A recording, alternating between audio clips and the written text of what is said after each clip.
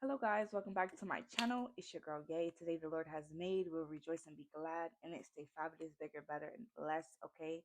Today we're going to be reading Proverbs 13:3, but we are really going to be reading Amos 3:2, follow with Amos 3:3. We're going to be reading that as well. Can two walk together except they be agreed? And we're going to be reading Hosea 5:9 through 10. Okay.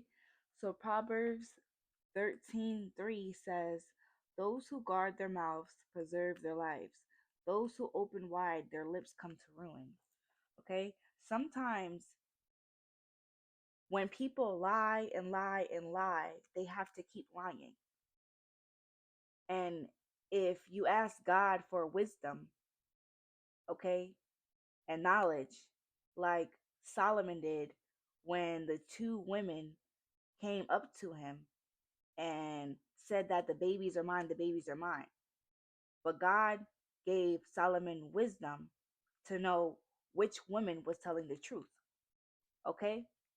And that's how he knew, okay, which woman was the actual babies. Okay? So just to point that out there, we're going to be reading Amos 3:2. Okay? And we're going to be reading Amos 3:3. Okay? God's intimate relationship with Israel and the resulting accountability for their actions. This verse implies that due to God's chosen statutes, love, and favor towards Israel, their sins are more grievous and warrant stricter punishment. God's special with Israel, his chosen people. He has shown them unique favor, bestowed blessings, and giving them his law and prophets. This intimate knowledge and chosen status came with a heightened responsibility to serve and obey God, meaning that because Israel has been given so much blessings, knowledge, and chosen status, their sins are more severe and will be met with harsher punishment. God is not acting abruptly, but is fulfilling his promise to judge those who have received his grace but have rejected it. Okay? We're going to be reading Amos 3:3, which says, "Can two walk together except they be agreed?" Okay? Can two walk together except they be agreed?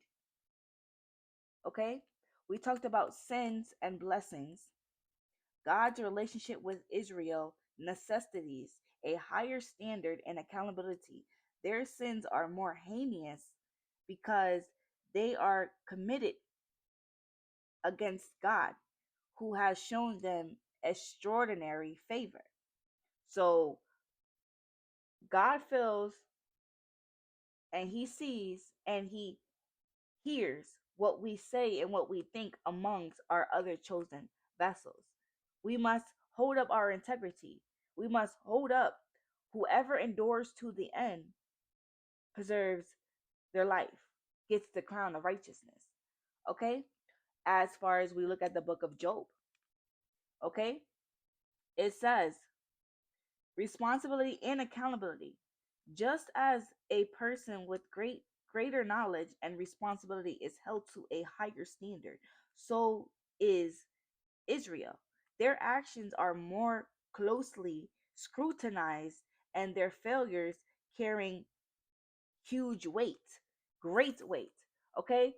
So what they have done carried much weight because they knew better not to do this, for God has been blessing them and they did not care that God has been blessing them, or they did not acknowledge or go to God for everything. They did things on their own. If you have ever felt betrayed by family or friends, it is better to walk alone. It is better to understand your surroundings, who you are with, because people are jealous in your family. The spirit of Judas, the spirit of Haman, the spirit of Barnabas. Some of your family members are serial killers. Some of your family members are totally jealous of you. Your mother, your father, your sister, your brother, your cousins, it doesn't matter. People, you have to know and test these spirits of the spirits inside of these people. Okay? So God is saying to them, God's love and justice. While this verse speaks of punishment, it also highlights God's love and care for Israel. He is not simply an angry God, but a just and loving God who desires his people to live in obedience and receive his blessings. He wants all of us to receive our blessings by living in obedience according to God's ways and God's will. Okay, when we drift off of God, okay, he is going to hold up accountability on their personal actions.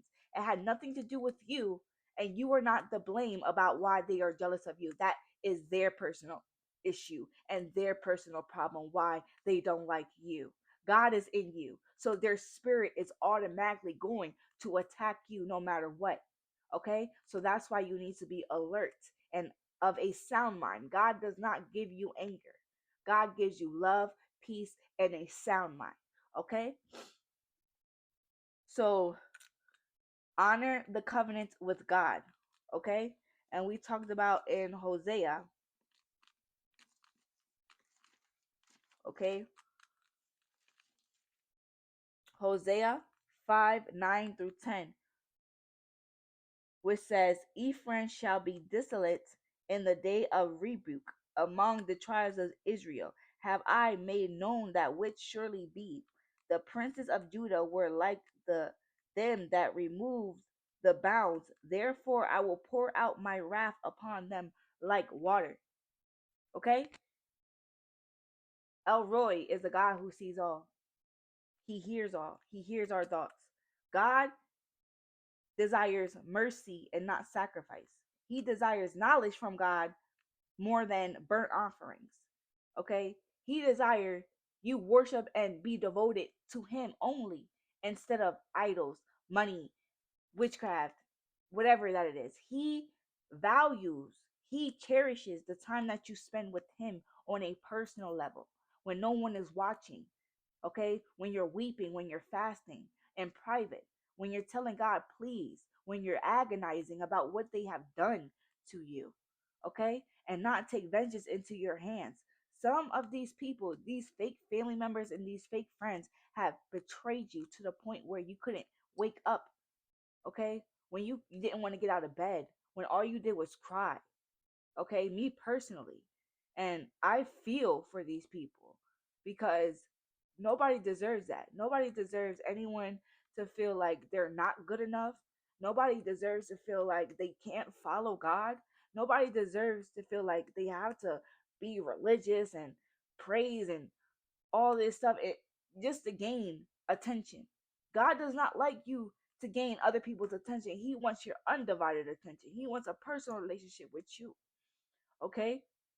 And excuse me for getting emotional, but um he desires mercy and not sacrifice, and to be mindful of other people, to be mindful of God, because he's a God who sees all and he's a God who watches.